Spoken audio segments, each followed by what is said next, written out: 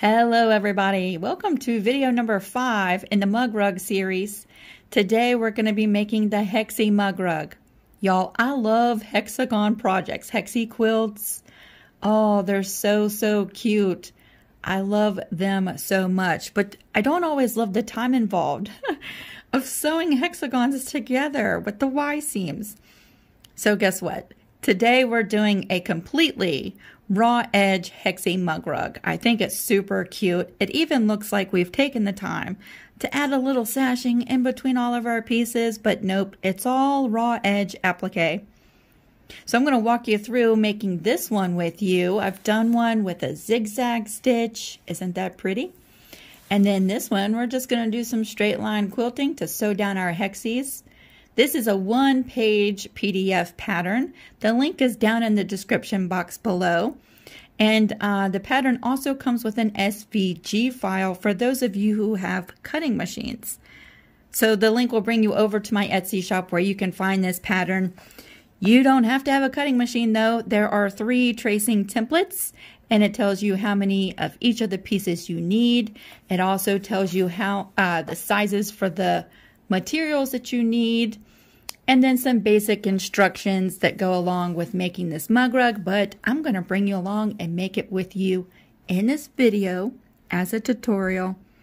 To change things up a little bit, I'm using Heat and Bond Light, and you can most definitely trace each one of your pieces using the templates, but I want to today open up Brother Canvas Workspace and show you how I rearrange all of the pieces. I'm using a layer cake that my friend Sally sent me to make both of these projects.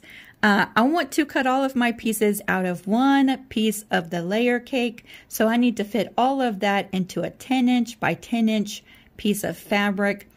I'm going to go to the computer now and bring you with me to show you how I do that, and that's how I'll be cutting out my pieces for this mug rug. So let's go to the computer. Here at the computer, I have the Brother Canvas Workspace open up, and I'm going to select SVG, find where I've saved that file on my computer, and open that right up. When I do, the 3 different pieces that we're going to cut out pop up on my mat. One of the reasons why I love cutting out SVGs with my Brother Scan and Cut and this software is you can move all the pieces around. You can cut out only one shape. You can cut out all 3. You can duplicate the pieces. So that's what I'm going to do. I need 4 of this section that I am duplicating here. And I'm just right-clicking on that design and selecting duplicate. I'll need 7 of the full hexagon pieces and then 6 of the half hexi pieces.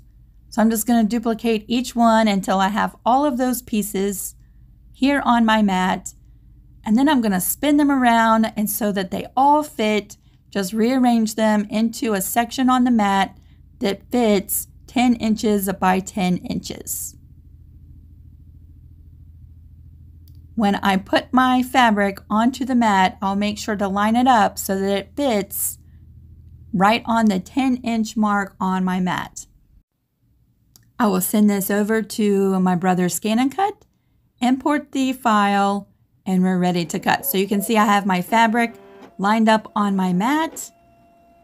Make sure to do a test cut before you begin. This Moda fabric is really nice fabric and it's a little bit thicker. So make sure, depending on the fabric that you're using, that you do a test cut before you go through and cut out each one of your pieces on any project that you're working on. You might want to adjust the blade depth and the pressure before you get started. So I'm just going to bring you along for the full amount. I'm not going to speed this up. I want you to see how long it takes to cut out all of these pieces from this one layer cake.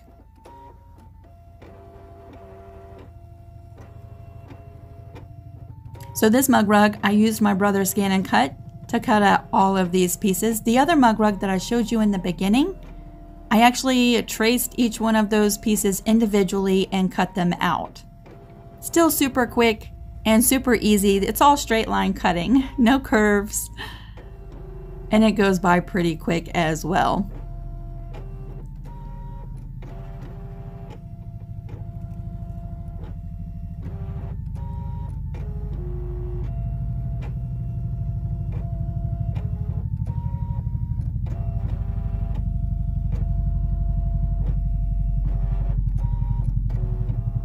We are almost done cutting out each one of our shapes. And then I can remove all of the extra fabric and my pieces are left behind.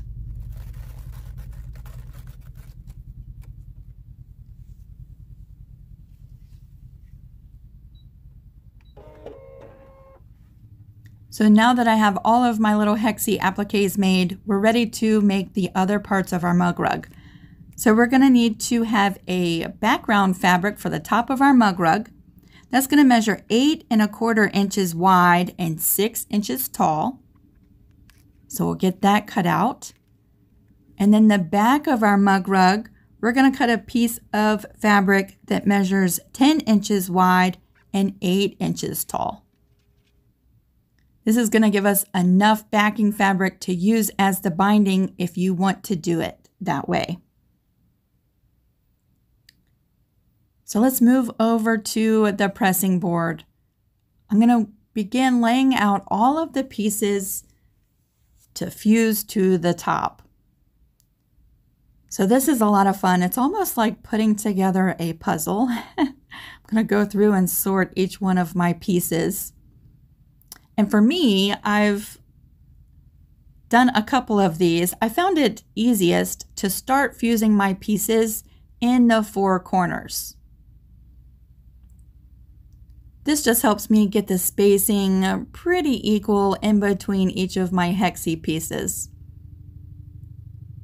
So I've fused these pieces to the 4 corners, and then we'll start adding all of the outer edge pieces right in between, kind of like when you're doing a puzzle and you do the outside edge of the puzzle first. It's kind of like that.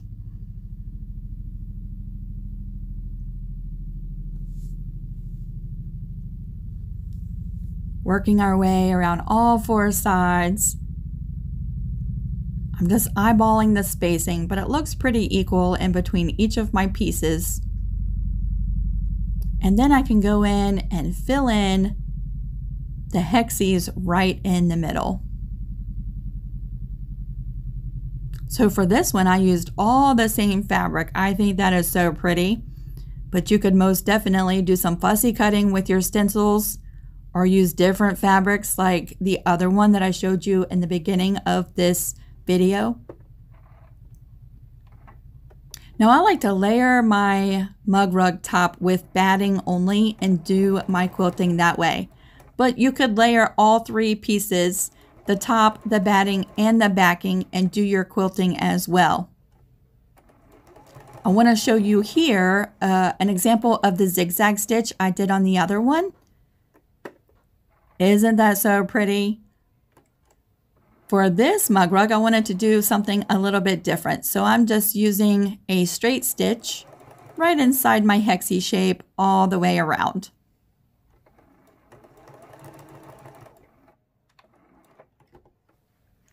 Now, because I like to show you the whole process a lot of the times in my videos, I'm going to bring you along for stitching down each one of these HEXIs, but we're going to speed it up a little bit. I just like to give you the full idea of what all's involved when doing a project. This is super, super simple, y'all. Just straight line quilting, rotating the mug rug as I go around each one of the shapes. You could use a blanket stitch. Ooh, that would be so pretty. Any of the decorative stitches in your machine, a satin stitch. If you do a satin stitch, I do recommend using a stabilizer on the back side. Satin stitch tends to be a little bit dense.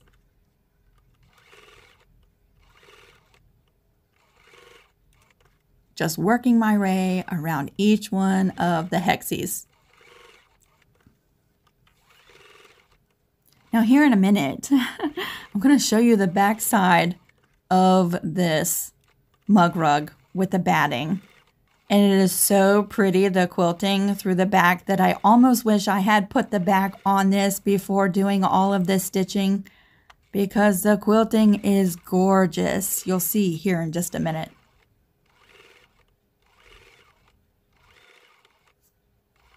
After I'm done with all of this quilting, I will take it over to the iron and just give it a nice quick press, nice and flat.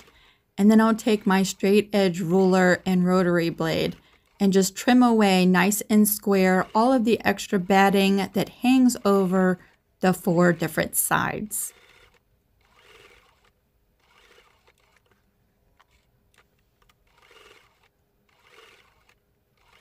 I'll go ahead and do that, and then we'll meet at the pressing board.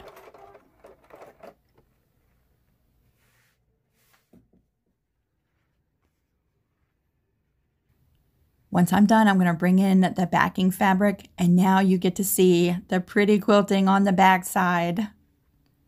Oh, isn't that so pretty? Okay, well now I know for next time.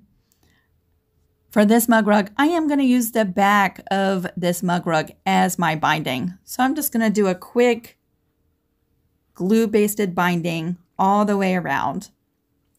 And I've showed this several times in several of my mug rug videos and art quilt videos. I do have a full tutorial of exactly step-by-step what I'm doing. And I'll link that in the description box below if you really want to take your time and watch each one of these steps. But I'm just using a little bit of wet glue. It's Elmer's glue, and spreading that nice and thin with my finger and working my way around. This binding will have nice, pretty little mitered corners.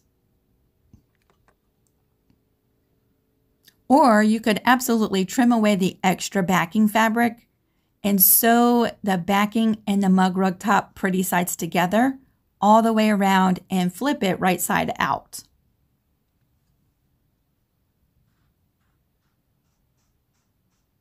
That certainly would be faster, and it would give you a nice cute finish to your mug rug. But look at that red binding. It really makes the red flowers really pop in my HEXIs.